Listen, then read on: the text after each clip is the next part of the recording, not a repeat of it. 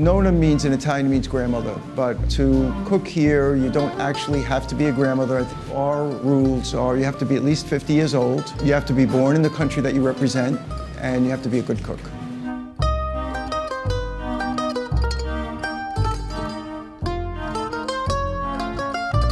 A lot of people say, I like lasagna della nonna. They come and see me all over the moon. They have in my photograph. And say, are you Maria? How are you della nonna, Nonna Maria? So today we have Kathy, she's from Uzbekistan. Tomorrow we have Rosa from Peru. Yesterday we had Claudia from Mexico. You know, we have a lady from Greece and from Azerbaijan and from all over the world. I know that a lot of my friends love this place, but because when they come here, they feel themselves like at home. They come here to try like different cuisines all the time and come like to like their grandmother's kitchen and it's really nice. I'd also like to have a little grandmother be like pinch your dimples and She was great. And the food, you kind of come in knowing that the food is going to be good. I wish there was more like grandmothers around the city that we could just walk up to and have a chat with.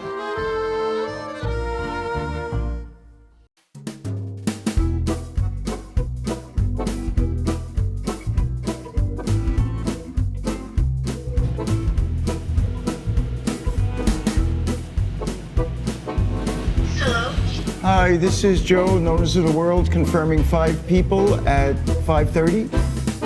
My name is Jody Scaravella. We're at Enoteca Maria, Nonnas of the World. We're located in Staten Island, and we feature grandmothers from all over the world. We started off 18 years ago exploring Italian cultural cuisine because I'm Italian. We probably represented about 30 or 40 or 50 different countries. So Maria is here, she's 90 years old, and she's here all 3 days.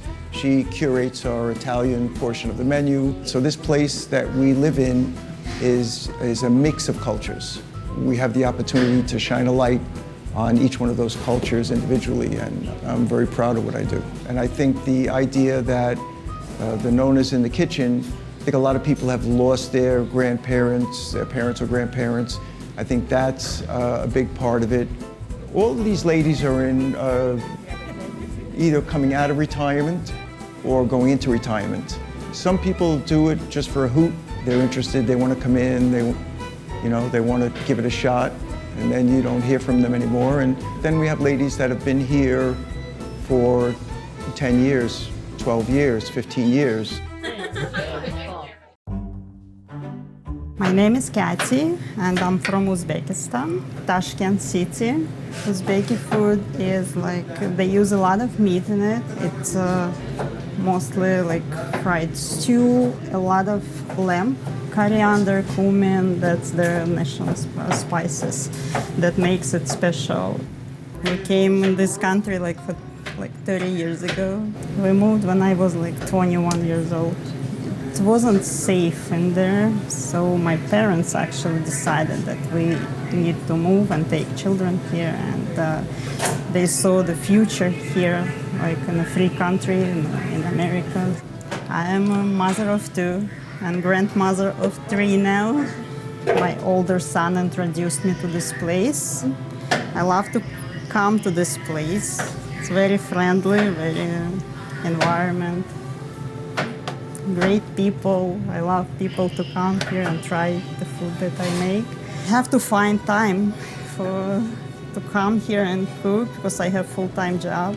In between of my job, my kids, my grandkids. Now we have like the 3rd one was just born like 2 months ago. But I always try to find time like once in 3 months or something like that. As an appetizer, it will be eggplant with tomato and garlic sauce.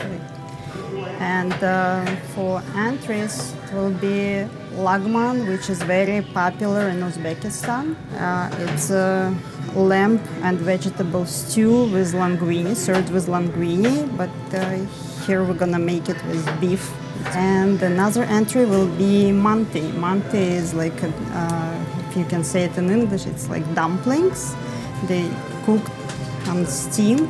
We're gonna use ground grilled onions. It's very tasty, and it's very popular dish in Uzbekistan.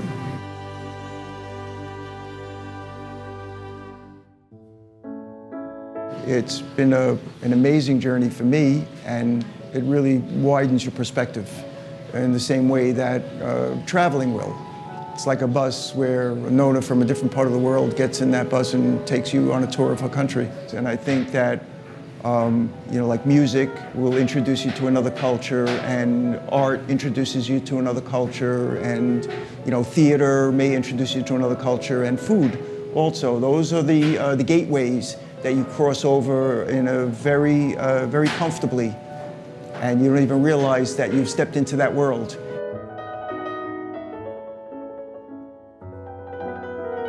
I think it's really amazing that it depicts what New York is in general, New York City and this area is in general.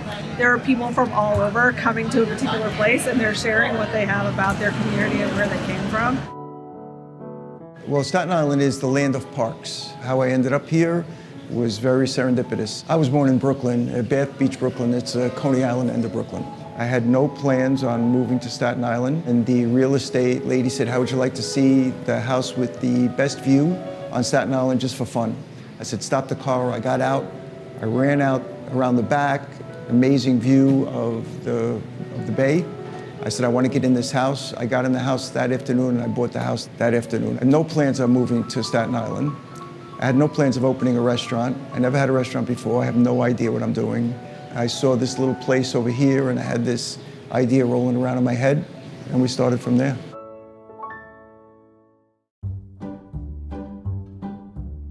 My name is Maria Giallanella, coming from Italy. When I come over here, I cook it too. I make zucchini parmigiana, I make the stoffa calamari, fresh cavatelli, meatball, salsiccia, they cover everything.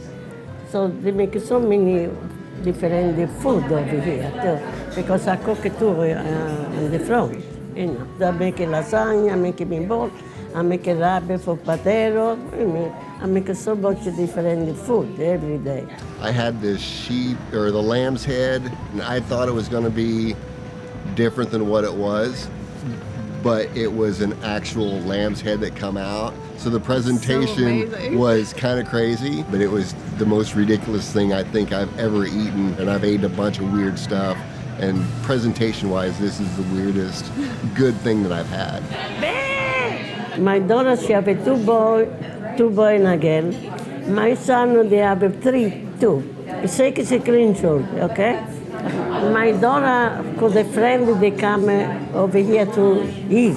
So Joe, they come for the girl to say, "You like everything?" And my daughter, she say, "My mother, she made zucchini parmigiana." And Joe say, "Tell your mother, I want to see her." I come over here. It's Joe, the wife, she sat in the front, they ask to me, "What you do?" And I say, "Oh, I like you very much. What you telling me, I like you. Tomorrow coming to work." That's why I come over here. Yes. It's just super homey. It is you feel comfortable there. You just feel like you've come over to a friend's house to have a meal, and you're able to enjoy that. And the food has all this flavor, like you've gone to your friend's house for the best food that they can have in their families.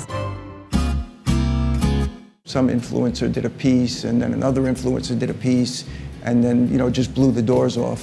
And I think there's a little buzz, maybe there might be a little buzz about the movie.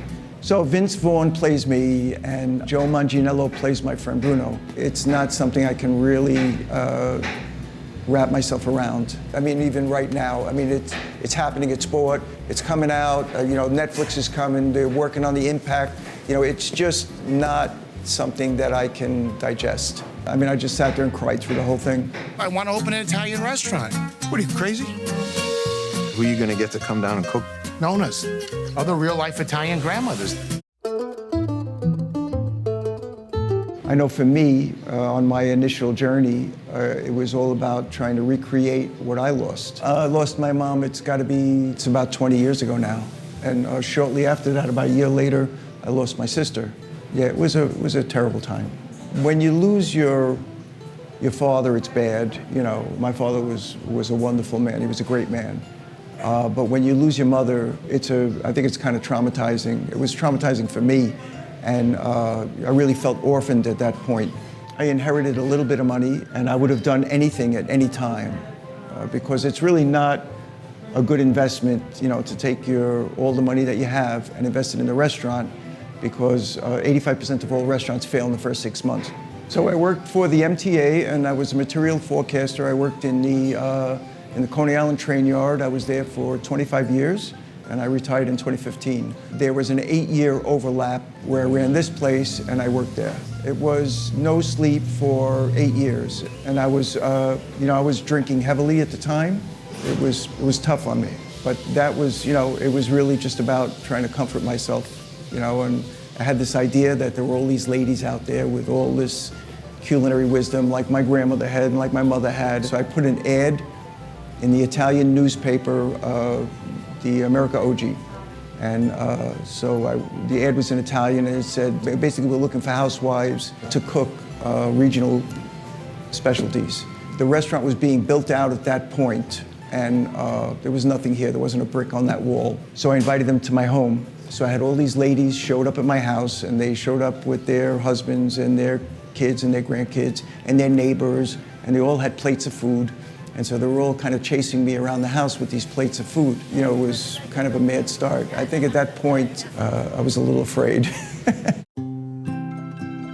What we do has never been done before. It's not done for money. After grandmother makes you a meal, you have to give somebody a check, and charge them $30 for a piece of lasagna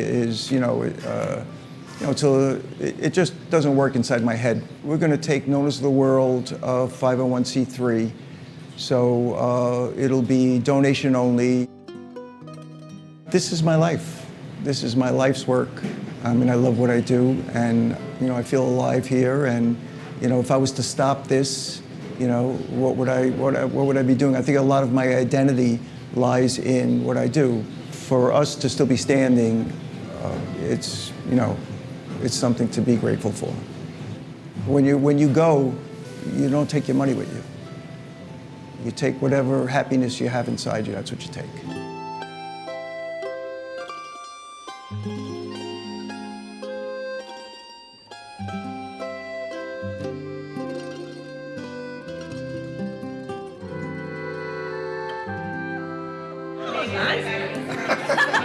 Davey, beautiful.